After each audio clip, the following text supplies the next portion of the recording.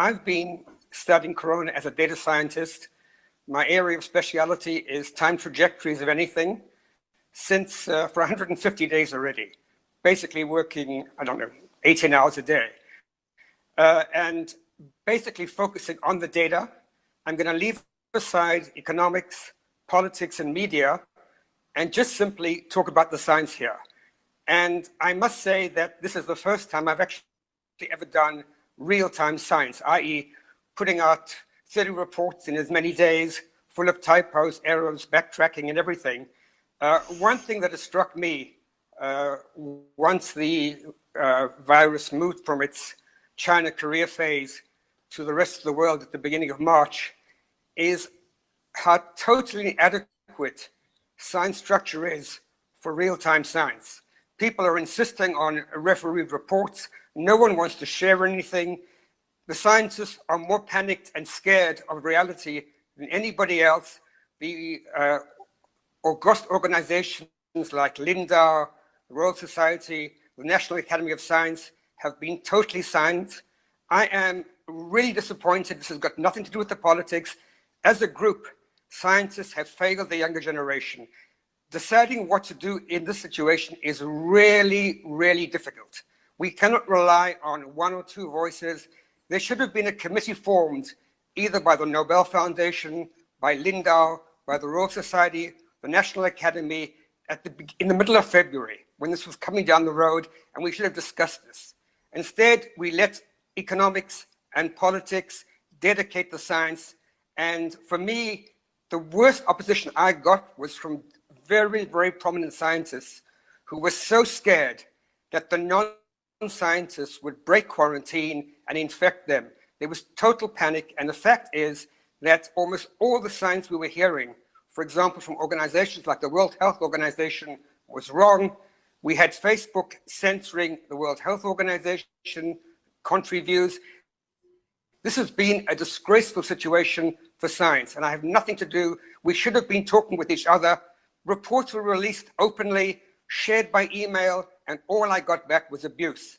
And you're going to see that everything I said in that first 6 weeks was actually true, and for political reasons, we as scientists let our views be corrupted. The data had very clear things to say. Nobody said to me, let me check your numbers. They all just said, stop talking like that.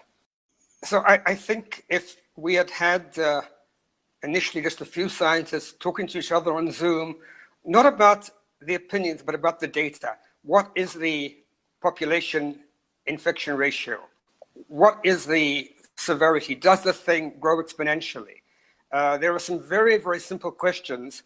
And it's true that the epidemiologists were always saying that we're not epidemiologists, but the fact is that viral cases and deaths follow a time trajectory.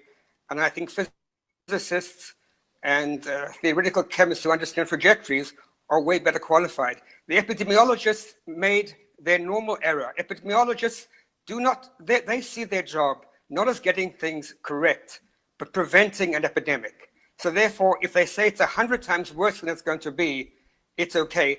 Their mistake was that we listened to them. They said the same thing for Ebola. They said the same thing for bird flu. No one shut down for them. We should never have listened to the epidemiologists. They have caused hundreds of billions of dollars worth of suffering and damage, mainly on the younger generation. This is going to be a tragedy it's going to make 9/11 look like a baby story. This is much, much worse. I am not against lockdown. I am against stupid lockdown without considering the full picture, i.e. not just combating a virus that is exactly as dangerous as flu, but also avoiding the economic damage that every country has caused itself except Sweden.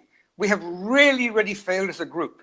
There have been smart people in Sweden, and that's about it. Germany is getting reinfected because they cut down too strongly. The level of stupidity that's been going on here has been amazing, and it just required a little bit of discussion of smart people.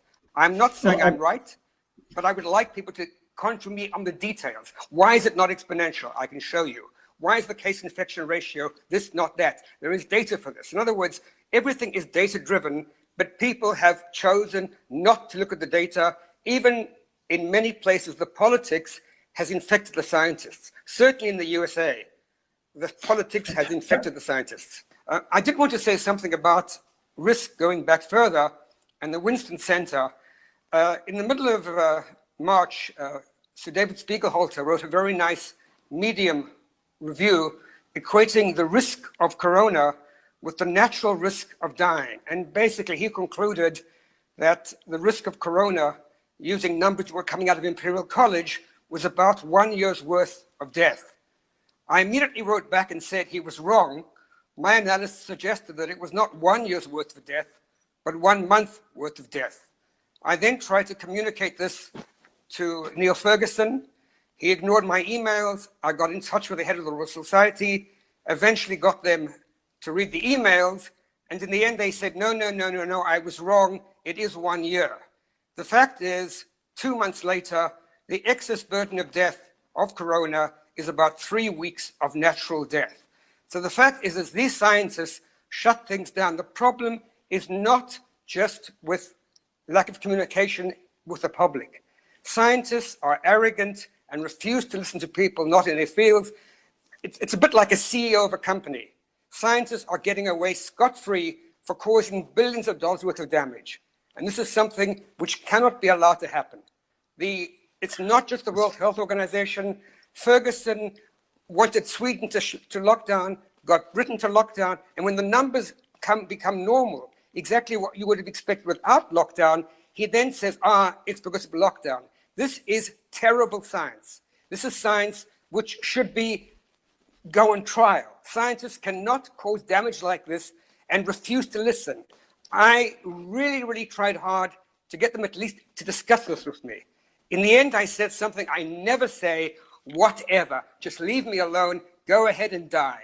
And the fact is that epidemiology and modeling has been a disgrace.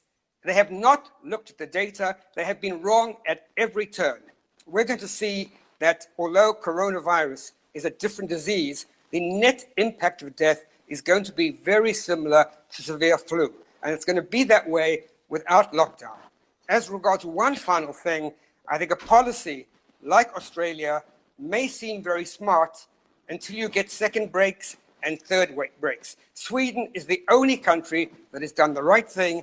They're heading for what they consider herd immunity. It occurs at 15%, not at 80%. Another error that the epidemiologists made. Sweden is going to end up with about 600 deaths per million.